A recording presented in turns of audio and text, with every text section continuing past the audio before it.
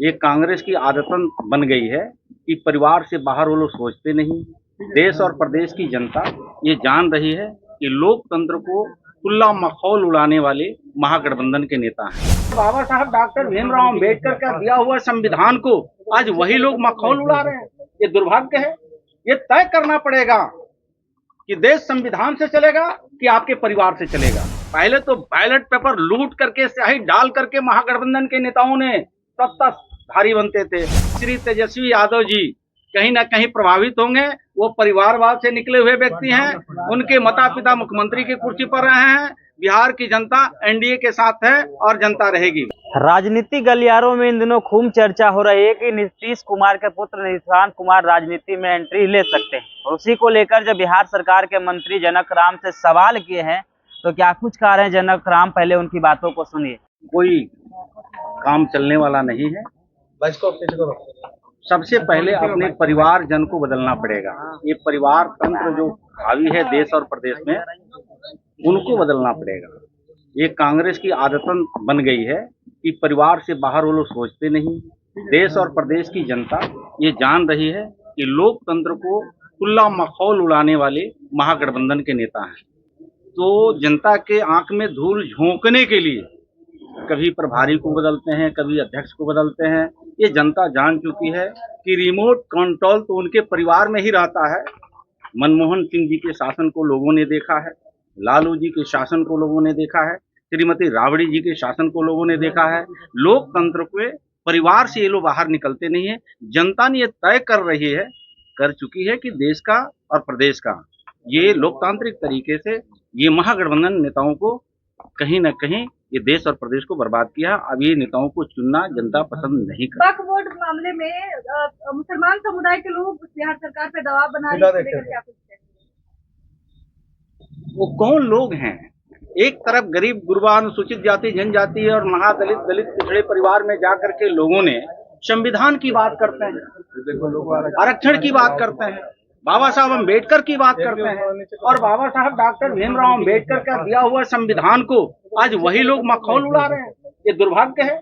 ये तय करना पड़ेगा कि देश संविधान से चलेगा कि आपके परिवार से चलेगा। एक तरफ गरीब गुरबा को आप झांसे में लेकर के संविधान के हवाला देकर के, रिजर्वेशन को हवाला देकर के देश को बर्बाद करने का आप कुचक्र चलते रहते हैं। यही देश और प्रदेश के लोगों ने भारतीय संविधान और डॉक्टर भीमराव अम्बेडकर के द्वारा बनाए गए संविधान पर आस्था और विश्वास रखते हुए नरेंद्र मोदी जी के ऐसे गरीब परिवार के बेटा को पीएम की कुर्सी पर बैठा, इसलिए इनके अंदर कहीं न कहीं खामियाजा नीतीश कुमार को भुगतना पड़ेगा इलेक्शन में।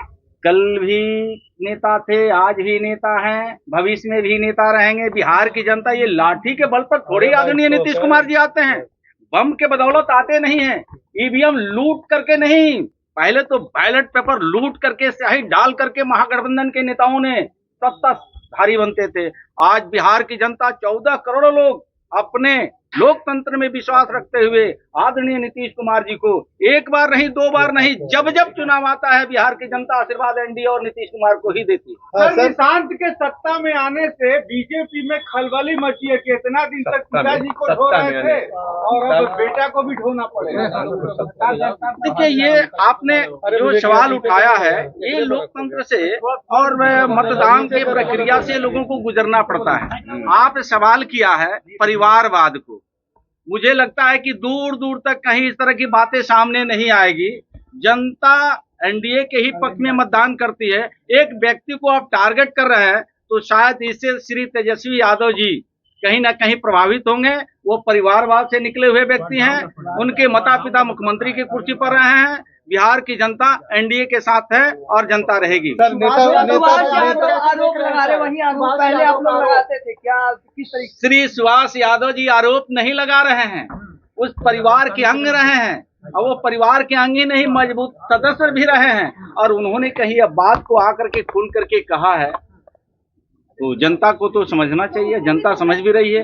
उन्हीं की सरकार, जब श्री लालू प्रसाद यादव जी की सरकार हुआ करती थी, तो हर जिले में उस सरकार में कहीं ना कहीं 1-2 साले निकल जाते थे, लेकिन वो कोई अब साले दिख नहीं रहे हैं।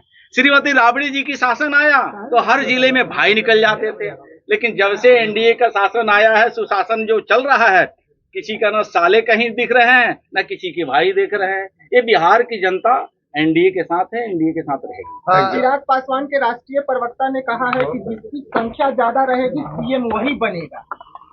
ये कौन से लोकतंत्र तो यहाँ पालन होता ही है, जनता चुन के भेजती है, लोकतंत्र तो यही दिखता भी है।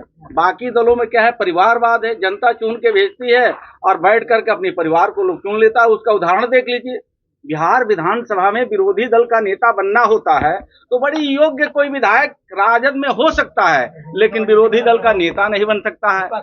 वहां श्री तेजस्वी यादव जी ही बनते हैं। विधान परिषद में विरोधी दल का नेता बनना होता है, बड़े कद्दा और महागठबंधन में नेता है विधान परिषद का सदस्य, लेकिन जब बनना होता है तो श्रीमती राबड़ी देवी ही बनती है। तो शायद ये बिहार की जनता जान रही है कि परिवार से उनको बाहर नहीं जाना है, लेकिन जनता अपने आशीर्वाद एनडीए को ही देती है और देती रहेगी। तो आपने जनक राम को सुना, साफ तौर पे तेजस्वी यादव पर हमलावर होते हुए कह रहे हैं कि लोग राजनीति में एंट्री की अगर बात कर रहे हैं तो ये हो सकता है, लेकिन जिस तरीके से परिवारवाद की राजनीति होती आ रही है उस प्रकार की एनडीए में राजनीति नहीं होगी। वहीं कांग्रेस के नए प्रभारी बनाए गए हैं, उसको लेकर भी कह रहे थे जनक राम इस वीडियो के माध्यम से आपकी क्या प्रतिक्रिया है, अपनी प्रतिक्रिया कमेंट में जरूर दें और ऐसे ही खबरों से रूबरू होने के लिए देखते रहिए आगाज फर्स्ट न्यूज।